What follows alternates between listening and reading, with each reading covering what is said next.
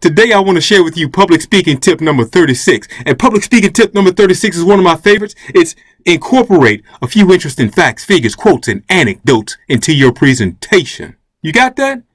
You see, one of the most important things that you will ever do, in developing an effective presentation is researching. Listen to me. It's researching and finding the right facts, figures, quotes, and anecdotes to incorporate into your presentation. You see, I think we talked about this previously. We've been doing a lot of talking about stories. And when I talk about stories, I'm talking about anecdotes, personal stories. I'm talking about facts, figures, quotes, anecdotes. It's the stuff that breaks it up, right? It's the stuff that makes it seem like it's more than just you. It's the stuff that provides a little bit of entertainment and relief to your audience. Not only does it provide entertainment and relief to your audience, it also provides a little bit of credibility. You know, one of the things that I love to do, all right? One of the things I love to do that helps to establish credibility. It's going to help you. This is going to help you. If you do this, it's going to help you to establish credibility. You know, now some of you guys already know that, I used to be an executive director with the John Maxwell team. I was an executive director. And, we would often have these events and John Maxwell would be there and John Maxwell would look out at the entire audience or he'd look at everybody in our small group and says, listen, I'm John and I'm your friend. That's exactly what he would say. And so he would give us He would give us the, I like to call it the artistic license. And he would say, listen, you tell him that your friend, John Maxwell, said it. All right. And so John, he's great at that. And so one of the things I would often do to add credibility to myself and during my presentations is I would say, you know what? Here's one of the great things that my friend, John Maxwell, says. And one of the quotes that I really enjoy that John says, my friend John always says that, with all things being equal, people will readily do business, support. You see, I should have wrote it down.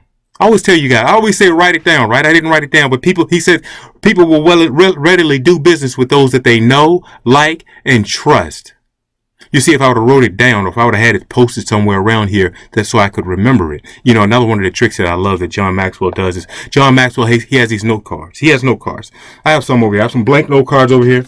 But just like me, sometimes that happens and we can't remember stuff. So what John will do is he'll rip out one of these note cards. That's a nice big note card. Nice and big, right? There's only one mistake.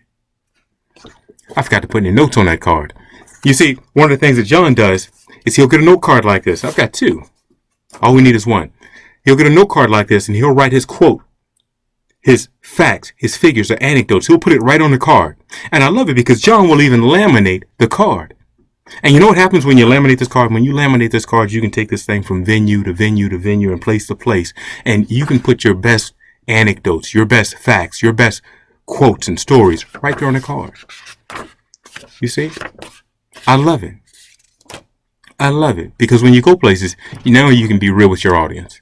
You can let them know, hey, I'm getting old. I'm getting up there in age and I can't always remember everything that I'd love to share with you. But so what I do in that instance is I write it down. I write it down. I write it down. You share with your audience. Read it off the card. Now, some of the quotes, you've said them so many times. I've said some of the quotes that I share. I've said them so many times that, to be honest with you, it's very hard to forget what I wanted to say, right? It's extremely difficult to forget them after you use them a while. But what it does is when you pull out your note card with your notes on it, written on it, it allows your audience to know that you're human. You see, know, like, and trust. In the public speaking game, it's all about establishing credibility, but it's also about establishing know, like, and trust. You see, if your audience can derive from your facts and figures, if you stand on stage and if I told you that Dr. Albert used to be a professor at UCLA, and you can research this, used to be a professor at UCLA, but according to Dr. Albert, 7% of your effectiveness as a communication comes from the words that you use. Only 7%.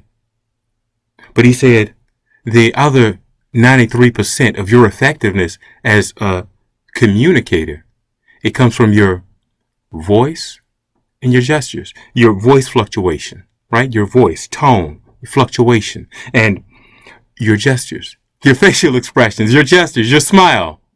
That's a fact. It's a fact. You can research it. Dr. Albert M. Dr. Albert M., UCLA professor, you can research it. He's got a lot of statistics. He's got a lot of stuff on the internet. You Google it, you'll find it. But it's a fact. You see, I don't have that written anywhere in front of me, but I share that fact so often when I'm speaking that it's almost impossible for me to forget it. I remember the basics. But just imagine. Write your facts, figures, quotes, and anecdotes down on a card. Share them with the audience. All right? Give me 1 second.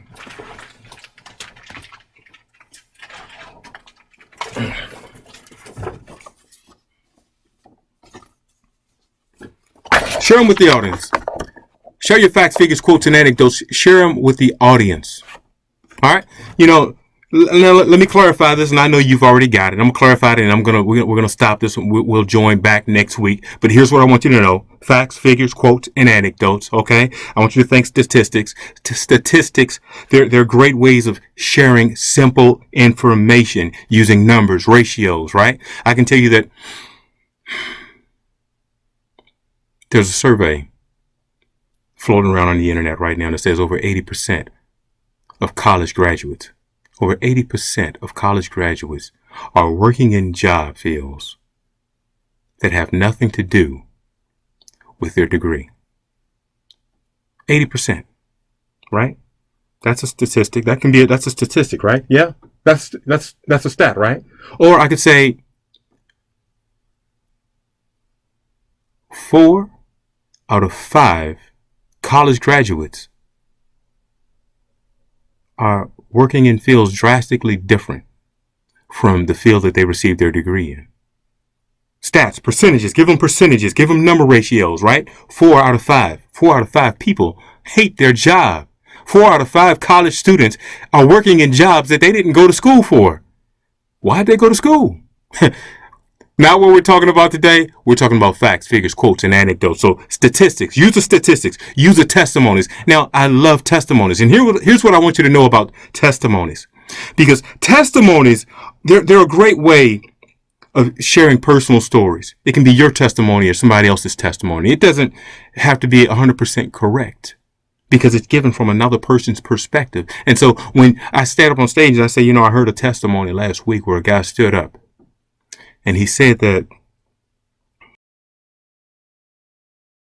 he shared the story of how he was molested and abused as a young boy. And it turned his life around. He said one day he was walking down the street and he looked at the front door of his house as he arrived, and he just broke down in tears.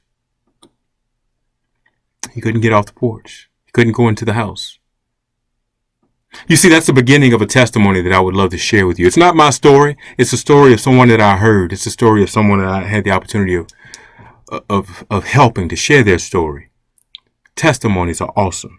Okay? And if you don't have testimonies, you can always give examples. Examples. Give them quotes. Give them some anecdotes. Anecdotes, personal stories. Make them good. Make them interesting. All right? And give them the facts. You see, I told you about Dr. Albert M., right? Merhabani. Is it Merhabani? You guys know. I need that one written down. But I told you about that, right? You can research it. 7% of your effectiveness as a communicator comes from the words that you say. Okay? The rest of it comes from your voice, your vocal variety, your fluctuation, your ability to go up and down, draw them in and out, and your facial gestures, your body gestures, your hand movements. I use them. I love them. I want you to love them. Hey, listen, that's public speaking tip number 36. Incorporate a few interesting facts, figures, quotes, and anecdotes. You need more help? Get the book. Get the book. It's in the book. Listen, I think you got it. You got it. Listen, I'll see you next time on the next video. Peace out, my friend.